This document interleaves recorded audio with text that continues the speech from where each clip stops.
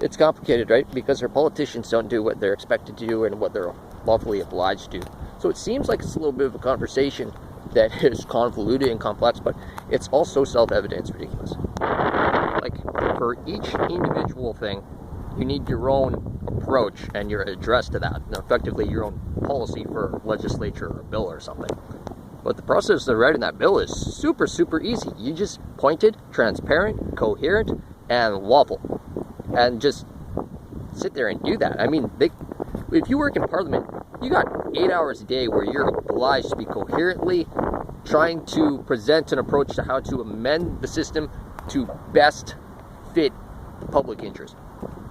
And if it takes 4 hours after every single day for you to do your homework and finalize and make it sensible so you can present it to the other people of Parliament, because they're not supposed to just be able to comprehend nonsense, it has to make sense.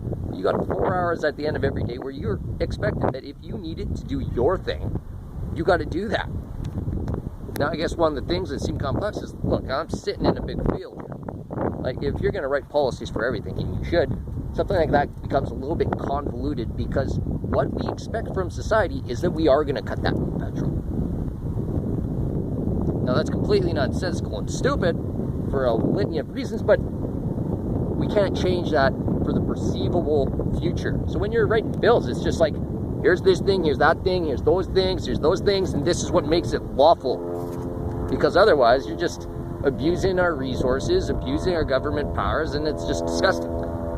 If you want to go, oh, we're going to go green, the green approach. That's just complete nonsense, because you don't have an actual platform. You're just like saying, we're going to go in there and just be dicks the whole time and just push. Like, it's just, and it's the same thing for every policy. You just sit there and you actually discuss the fucking thing. But you just, straight up, this is policy, this is policy, this is policy. And people can haggle and amend them for the approach of the assembly. And so you put forward an idea and you're trying to say, yeah, I'm not the perfect guy, but this is significant to everyone that's going to talk about this for a moment.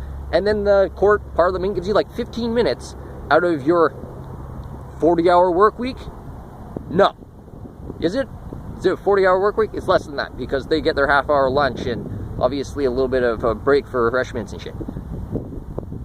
But then after that, it's all just like, one second.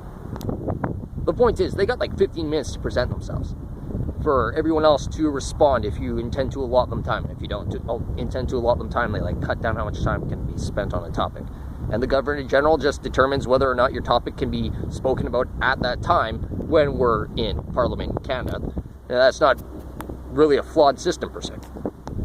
Then we just get to that point, how come like certain people aren't being arrested? Governor-General, Speaker of the House, Justin Trudeau, the Liberal Cabinet, the NDP, most of the Conservatives. Does anyone even know what's going on up there? Oh wait, they're all criminals for being in office because they're incompetent, inept, and criminal? Yeah. Basically.